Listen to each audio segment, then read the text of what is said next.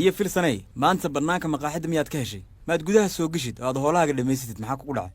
sida aad wax ugu samaynayso boorka ayaan daawanayaa ilaa nijaarnimadana waa taqaanaa alla waxa tahay shiiqul kulli tahliilo waan ka yaabay danta ayaa wax kasta ku baraysa laakiin doonta samaynteeda xitaa soo moogid waa nijaarnimo haa taas ayaan ba iloobay tahliilo waa isla hawshii nijaarnimada beenta ma aha alla ilaahay waa isku mid maanta shaqo ayaan ku galiyay tahliilo alwaax samaysiyo hawlo kale ayaan kugu wareeriyay فلسني وروحها سوا اسك عالي ما هول كلا أيان هيابا وقصب إن أنكو عاويا ميليه هذا بهانتاي هذا بإيشك سي أنكو قد مايو أنكو جوها جيو ما هتسني التهليل وأسكول لنا فلسني هاو بيحن وحاس وحل سجم هاد علي ما هني تهليلو عجيب أيات هاي رنتي سيدان ما موذينين أنا قوينا تهاي آدي أن كجذب وحاسب بل ورني مالمهن محاك عصب محاوره هيسا wax war ah ma jiraan oo aan ka ahayn daadadkii iyo fatahaadihii webiga ee dhawaan dhacay arintaasna adiga ayaanba ka waraysan lahaa oo xogogaal u ah tahliilo waa runta filsanay daadadkaas webiga soo fatahay dhibaato weyn ayuu gaarsiiyay dadka deegaanka gaar ahaan dadka barakacayaasha ah waan ogahay waa dhibaato weyn dadka barakacayaasha ah waxa soo gaaray runtii waan ka xumahay dadkii barakacayaasha ahaa hadda waad ogtahay waxay degan yihiin si ku meel gaar ah masaajidda iyo qaybo ka mid ah iskuulka waana dhibaato aad u weyn waxayna u baahan yihiin in dib loogu dhiso meelihii ay ka soo barakaceen ee biyaha fatahaaduhu ay ka soo wadeen haa waa dhibaato waxaan filayaa in laga taxadari doono hadda kadib daadadkaasi soo jabsaday haa waa qasab waa in laga baaraan degaa si mar kale dadka aanay ugu soo barakacin deegaamadooda dhibaatadanoo kalena ay soo dhicin haa sidaasi ayaa wanaagsan tahliil in laga digtoonaada ayaa wanaagsan si aysan dhibaatadu mar kale u soo laaban haa dabcan haa waa runta arrinkaasi annaga xitaa kalluumaysigeennii waxaa hakiyey webiga soo butaacay oo soo buux dhaafiyey taasi ayaana sababtay in xitaa aan kalluumaysan weyno hadda rajada laga qabo inaad dib u kalluumaysataan waa sidee tahliilow mise rajo ma laha ilaa iyo hadda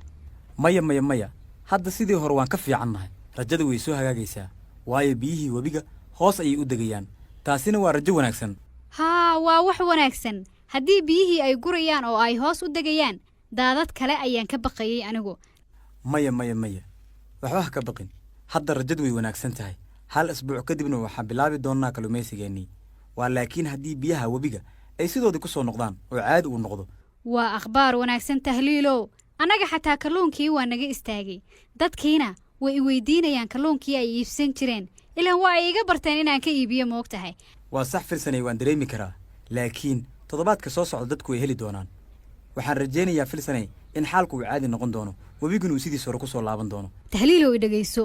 anigu kuuma aanan warramin weli hee maxaa jira filsanay ii sheeg balse wax u jiraan waxaan kuu sheegayaa hoos u dhaca kalluunka ah waxa uu keenay hoos u dhac dhaqaale waan ka xumahay walaashay aad baan uga xumahay waan dareemi karaa dhibaatada ku haysato dhibaato dhaqaale ayaa isoo food saartay hadda oo aan la liitaa qof kastana lama wadaagi karo arrintan adiga walaalkay ayaa tahay xaaladdeydana waad la socotaa meel hoosena waan iskala soo bilownay walaashay filsanay waan dareemi karaa culayska ku saaran ee dhinaca dhaqaalaha ku saabsan iyo hoos u dhaca dhaqaale ee ku soo wajahay laakiin waa muddo kooban waa laga baxayaa marka niyadda qeyr u sheeg waxaa laga yaabaa isbuucan inaan ku laabano kalluumaysigeennii kalluunkii uu kuu yimaado sidaasna suuqa ugu soo laabato walaalkay tahliilow waxa aan galay xaalad adag oo dhinaca dhaqaalaha ah tan kale waan isdhigtay oo ma aanan filaynin in sidani ay dhacayso filsanay waxaad ogaataa aniga xitaa way soo wajahday dhaqaale xumo aad u baahsan waayo kalluumaysiga ayaan ku tiirsanaa haddana ma jiro shaqadii kalluumaysiga waad og tahay aniga iyo adiga ganacsigeennu waa isku xiran yahay oo kalluumaysigaas ayaynu ku xirannahay waxay igu noqotay lama filaan sidaan looma fadhin karo tahliil kalluunka inta laga helayo waa inaan helnaa shaqo kale oo aan ku ganacsanno ilaan iskama fadhin karo camal la'aan waa runtaa filsanay haddii la heli karo waddo kale oo ganacsi waa heer sare waana loo baahan yahay in dhaqdhaqaaq la sameeyo waana kugu raacsanahay middaas waddo kale ma heli karta adigu wax fikrada ma haysaa waa inaan ka fekeraa oo maskaxda ka shaqaysiinaa si aan shaqo abuur u samayno ilaan shaqaa sharaf leh soo maaha waa runtaa filsanay shaqaa sharaf leh shaxaadaa ceeb ah waana ku saxan tahay fikirka sida ugu dhaqsiyaha badan waa inaan ku keennaa oo aan ka fikirnaa wixii aan samayn lahayn waryaa jooga shaah maadna siisaan cidima joogto miyaa meesha maanta waa la joogaa walaal cambaro soo dhowaada waa laydiin keenayaa shaaha ii fariista soo dhowaada filsanay wiilkan ayaan ku barayaa waxaa la yidhaahdaa yoonis. barasho wanaagsan walaal. yoonisow gabadhan waxaa la yidhaahdaa filsan, waa gabadha meheraddan iska leh. barasho wanaagsan. barasho wanaagsan walaashay filsanay ii waran seeta. soo dhowow yoonis. waan dhowahay. goobtaada ganacsi waa heer sare, waa meel kala socoto filsanay, waan ka helay run ahaantii. mahadsanid walaal yoonisow, in badan mahadsanid. wax ma ku weydiin karaa adigoo raalli ah filsanay? haa, soo dhowow, waad i weydiin kartaa walaal yoonis. waad weydiin kartaa yoonis waxa aad rabto. filsanay, waxyaabo kale ma iibisaa mise ganacsigaagu waa mid cayiman oo keli aad ku iibisid shaaha, caanaha iyo waxyaalo kaleoo halmaal? goobtayda ganacsi wax kasta oo bulshada deegaanku ay u baahan tahay waan ku iibiyaa. wax ii go'an ma jiraan, ilaa meesha ganacsi ayaa loo furay. alaab ayaan hayaa, waxaan u malaynayaa in ay ku anfacayso sida aan filayo ama ay ila tahay. yoonisow, waa maxay alaabta aad hayso? aan ogaado marka hore, aniga ayaa kuu sheegaya inay anfacaysa iyo in kale. waxaan hadda gacanta ku hayaa bariis, masego iyo saliid iyo in kale la halmaasho. yaah, ma kaa dhabbaa? haa, waan hayaa, waa iga dhab, waana sii baxayaa filsanay. nabadgelyo. waan u baahanahay, anigaa kaa qaadanaya. taleefankaaga ii qor fadlan. alla ilaah, wax fiican baad ii sheegtay oo aan raadinayeyba. waan kulmi doonnaa filsanay. hadda yar mashquul ayaan yara ahay, waan is arki doonnaa insha allah. yoonis, waxaan aad iyo aad ugu faraxsanahay ganacsigaaga inaad ka sii wadato deegaanka isku filan. waa mid aad loogu baahnaa taasi. adigu waxaad tahay shakhsi daacad ah oo ay ka go'an tahay inuu shaqaysto.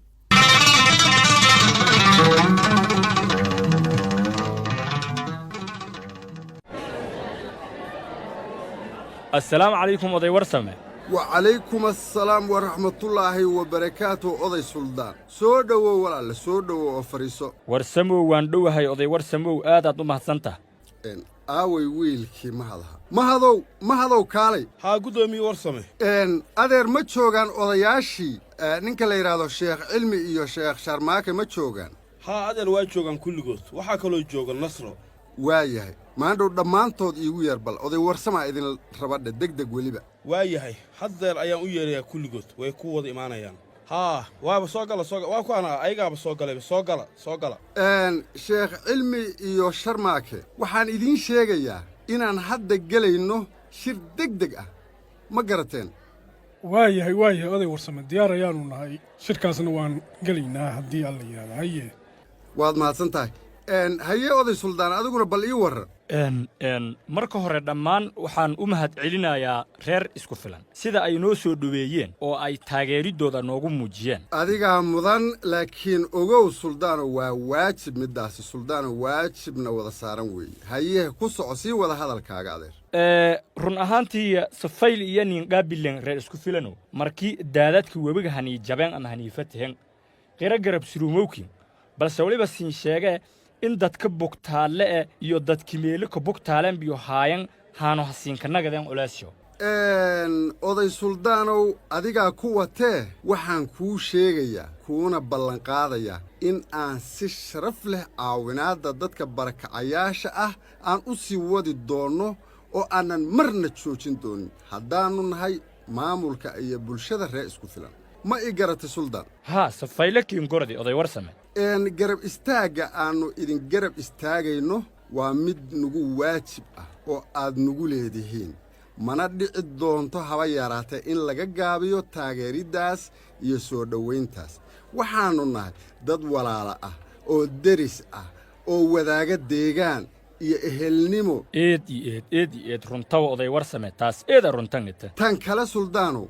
adigu waxaa tahay hoggaamiye hufan oo dadkiisa u damqanaya oo la qaybsanaya dhibaatada had iyo goorna u taagan siduu wax ugu qaban lahaa dadkiisa. taasna waan kugu bogaadinayaa anugu ka warsame ahaan. amaanaytay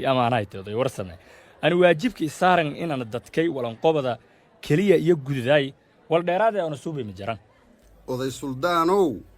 waxaan mar labaad kuu sheegayaa in ay naga go'an tahay inaan caawinaadda dadkan u sii wadi doonno oo aan laga seexan doonin. waxaan doonayaa inaan idinla wadaago waxyaabaha soo kordhay ee ku aadan dadka barakacayaasha ee daadadku ay waxyeellada ka soo gaartay.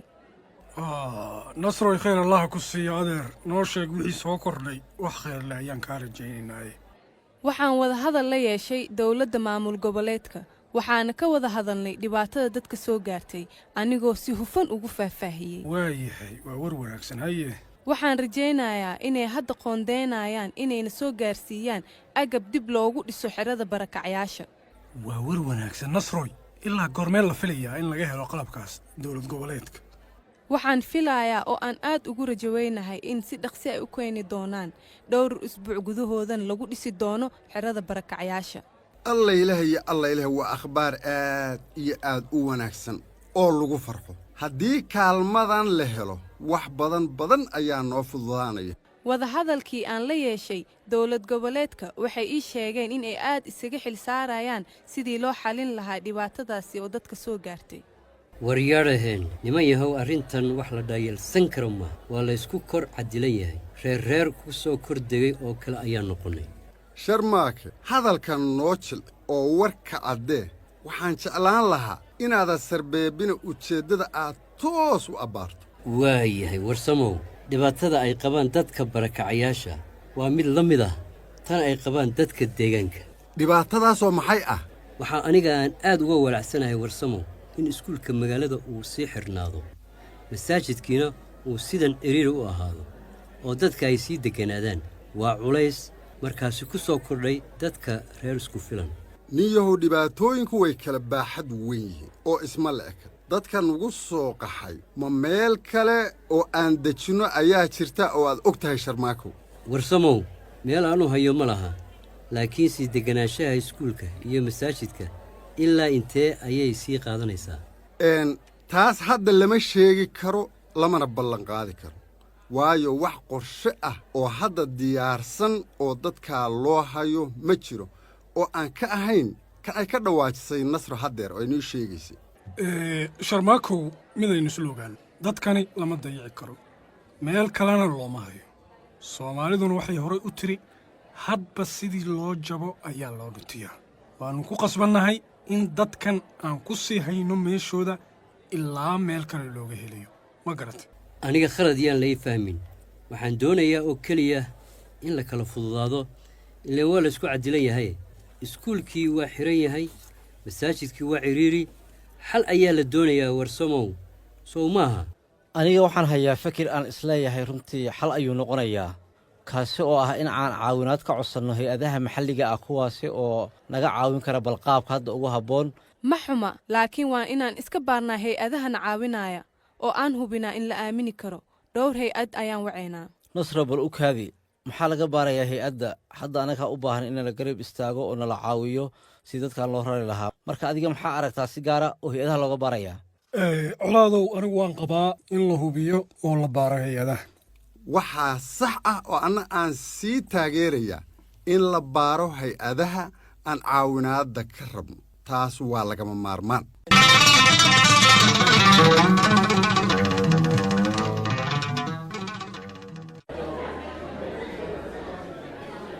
السلام عليكم. وعليكم السلام ورحمة الله وبركاته. ورا هلا آموسة فضلا آموسة أبوك يا ريا. وحوي هلا آموسة المملكة سكولك يا نو يرك مركان لقيسنو هذا والس لقيسته هذا المسار مركان لس لقيسته. waalidiinta ka soo qayb gashay shirkaani oo iskugu yeeray maamulka iskuulka ee magaalada isku filan waad ku mahadsantihiin imaatankiina maanta ay imaateen waxaan idin sheegayaa in iskuulka magaalada isku filan oo muddo burbursanaa ay hadda suura gashay in dib loo dayactiro ayadoo ay iska kaashanayaan dadka deegaanka dhammaantooda maantana la dhammaystiray oo aan dhex joogno muddo dheer kadib waxaan ku faraxsanahay in maanta waalidiin badan oo carruurtooda iskuulka ka diiwaangeliyeen ayagoona doonaya in carruurtooda ay wax u bartaan waana mid aad ii farxad gelisay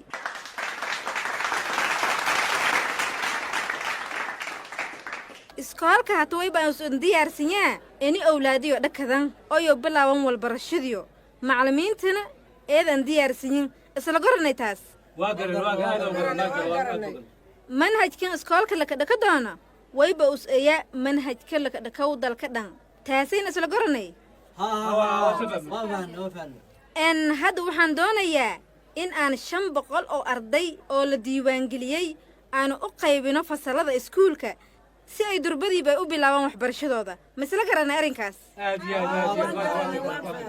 marka anigu waxaan ka mid ahay waalidiinta carruurta iskuulkan laga diiwaangeliyey waan salaamayaa dhammaantiin waxaan aad ugu mahad celinayaa maamulka iskuulka magaalada isku filan anigoo ku hadlaya magacayga iyo magaca waalidiinta halkan xaadirka ku ah ee carruurta iskuulkan laga diiwaangeliyey run ahaantii waa arrin aan ku farxay inaan maanta aan ka soo qayb galno dib u furista iskuulkan waa hubaal in dad badani oo la midna ay aad ugu farxeen waan kaaga mahad celinayaa shaqada wanaagsan ee aad u qabatay iskuulka si iskuulkan dib ugu shaqeeyo ama ugu howlgalo waxaan rajaynayaa in maamulka iskuulka uu nala hadli doono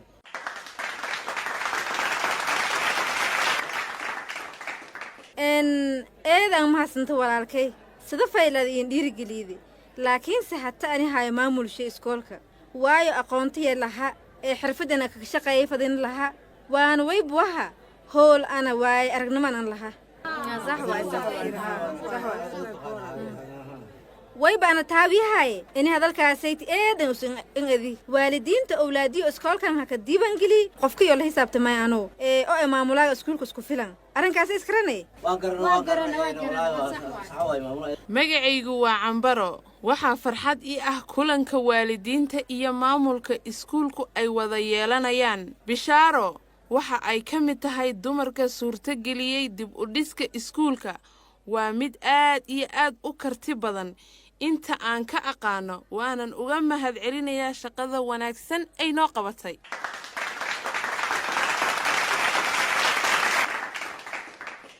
balse waxaan idiin sheegayaa in magaaladeena ay u baahan tahay hogaamiyayaal adag oo ka bixi kara hawlaha culus ee soo wajahaya macnaha waxaan ula jeedaa bishaaro waa qof dumar ah kamana bixi karto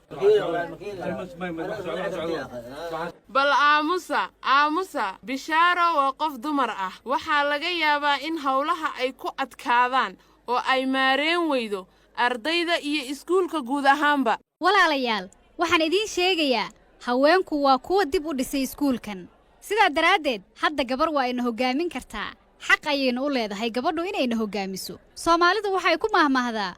xoolo nin dhaqday lagama dhowro waa run waa sax waay taas arrinkaas waa sax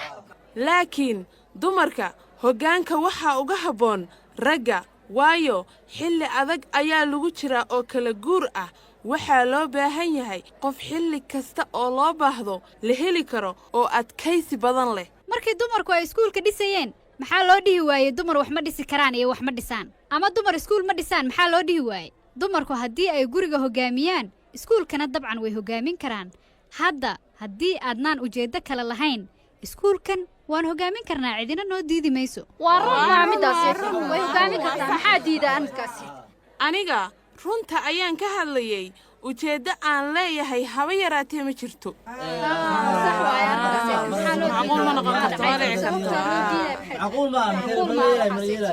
halla aamuso walaalayaal halla aamuso bishaaro ayaa iskuulka hoggaaminaysa si ku meel gaar ah kadibna go'aanka kama dambaysta ah waxaan u daynaynaa golaha deegaanka wabilaahi tawfiiq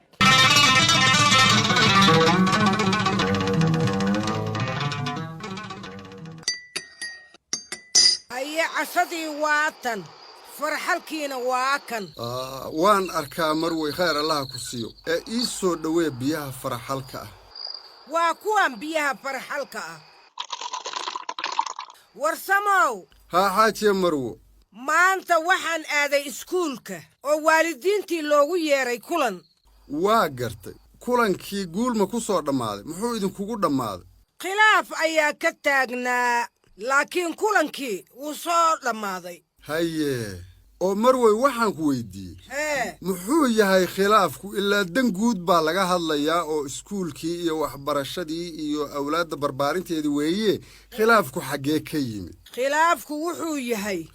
maamulka iskuulka ayaa la isku haystaa waa koow waalidiinta qaar ayaa qaba in doorkan maamulka aanay gabari buuxin karayn war hoy ilaan annaga ibtila aragnay bal ii wad marwey sheekada waxaanse kuu sheegayaa in bishaare ay tahay gabar fariid ah una qalanta inay maamusho iskuulkan deegaanka isku filan marwey hadalkaaga waa garta khayr allah ku siiyo haye laakiin waxaan kuu sheegayaa hee dadka ama bulshadu isku mid ma aha waa run qaar dadka ka mid ah ayaa waxay aaminsan yihiin aragti qadiimiya oo aanay oggolaanayn sideedaba waxyaabaha casrigan cusub ku jira iskuul la maamulayo iyo mid aragti qadiimi ah maxaa iska galay waa yaabaye qofka aqoontiisa maxay taraysaa haddii aragti qadiimi ah iyo aragti muxaafid ah la eegayo marwey khayr allaha ku siiyo weli inaadan ifahmin baad mooddaa dadku isku aragti maaha xaajiyo mararka qaar waxaad ku qasban tahay inaad raacdo dadka fakarkooda ama dhanka loo badan yahay ma fahamtay iyadoo laga fogaanayo markaas qof jeclaysi iyo musuq maasuq hadda qof jeclaysi kama hadlayno ee qofka shaqada uu u qalmo oo uu yaqaano miyaa looga qaadayaa dad ayan oggoleen iyadoo aan lagu salaynayn wax macquul ah oo lagu diido marwooy sida aan kuu sheegayba dadka qaar ayaa sidaas ah oo fakar fog qaba oo aan oggolayn in dumar maamul loo dhiibo iyo wax la mid ah waayahee warsamow adiga ma ku raacsan tahay waalidiintaasi waxa ay sheegayaan war ilaan annagaa wax aragnay marwoy see wax kuugu sheegaa waxaan ku weyddiiyey warsamow keliya inaad ku raacsan tahay waalidiintaas fakarkooda iyo in kale bal intaas ii sheeg marwo arrintan yaa saxsan iyo yaa khaldan ma taagna haye laakiin waxaa loo baahan yahay hee in la ixtiraamo aragtida bulshada iyo rabitaankeeda aniga waan ka soo hor jeedaa warkaas suuragalna maaha waa aragtidaada shakhsigaa marwo taas waa aragti gaar ku ah arrintan aan iska xirno mar kale ayaan ka wada hadlaynaaye waa yahay marwo waa yahay mar kale ayaan falanqayn doonnaa ee biyaan cabbo ii soo shub waa yahay marwooy anigu war xiise leh ayaanba kuu hayay caawa ee adiga iskuul iyo khilaafkiisa iyo waxaas igeliyey warkaasi muxuu ahaa oday warsame yaa war khayr leh ayaan filayaa inuu noqdo warsamow wax kale maaha marwo nasro ayaan kulannay ma fahamtay waxaan isku waafaqnay in ay kulmaan nin guurdoona waxaana doonayaa in aan isbaro labadooda oo ay is arkaan oo ay sheekaystaan arrintaas weeye arrintan kuu sheegayo waana wax wanaagsan yaah waan gartay oo ma diidin miyaa nasro khayr allaha ku seeye waxaan doonayaa inaan keeno wiil uu dhalay in adeerkay magaaladan isku filan oo aan ku noolnahay si uu nasro ula kulmo usbuucyada soo socda oo ay isku arkaan iyada wiilka inaad ku darto raalli ma ka tahay oo ma ku faraxsan tahay waa qasab marwo in la isku guuriyaa inkastoo ayna ku qanacsanayn sida aan ka arkahayay haddana ka fursan mayso in la isu guuriyo soomaalidu waxay hore ugu mahmaahday qoolley qoorqabad biyo kuma cabto haddii ayan raalli ka ahayn sow dhibaato maaha warsamow marwo gabadha annaga ayaa dhalnay walaal wixii u wanaagsanna annaga ayaa ka waayo aragsanoo ka waaweynoo u garanayna marka waa inaan u yagleelnaa gabadheenna mustaqbal ifaya oo wanaagsan kollay waan arki doonnaa sida ay wax noqdaan laakiin hablaha hadda jira lama khasbo iyaga ayaa dooqooda ciyaara oo keensada ninka ay doonayaan marwa gabadhayda aniga ayaa dhalay aniga ayaana u tashanaya ahey taasu waa mas-uuliyaddayda ka oday ahaan soo maada garan aniga gabadhayda ayaan taageersanahay sida ay rabta ayada waana garab istaagayaa mar kasta gabadhayda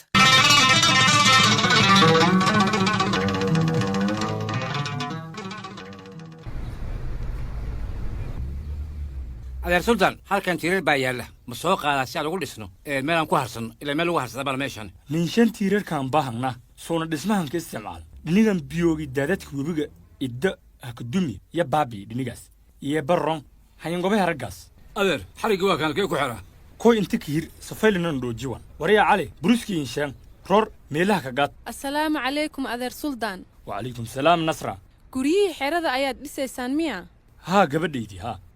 adeer suldaan maanta war fiican ayaan kuu wadaa خير شيك نصرة هيه adeer waxaan kuu xaqiijinayaa in dowlad goboleedka ay nagu deeqi doonto agabka dhismaha teendhooyinka iyo wixii kaleba toddobaadyada soo socda gudahooda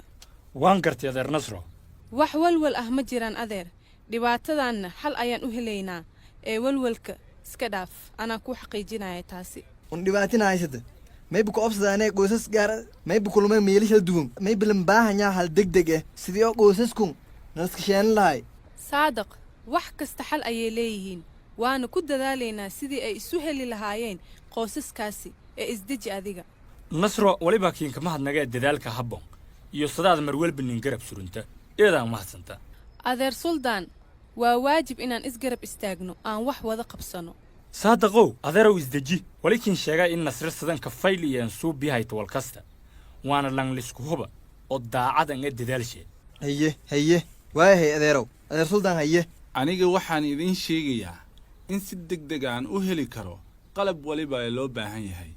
yaa qalab ah haa qalab waliba ee loo baahan yahay waan helayaa oo ay ka mid yihiin teendhooyinka iyo wixii kale la halmaala oo halkan looga baahan yahay in lagu dhiso barakacayaashana loo dhiso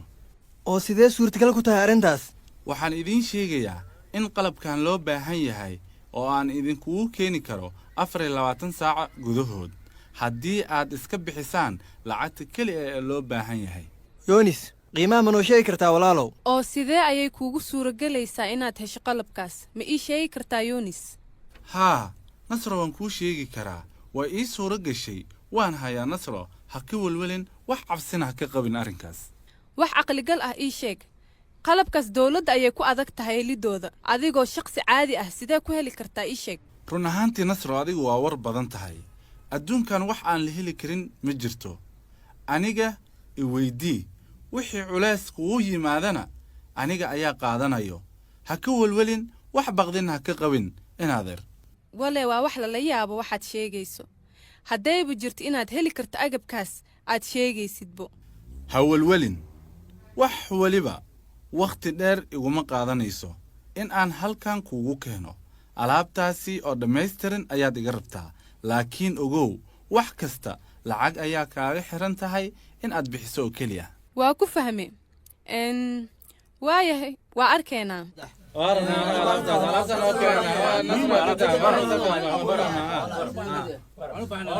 haddaadan noo iibay noo sheega dhibaatada uma dul qaadan karna anagu roob iyo dhaxan carruurteena sidan kuma ahaan karin waan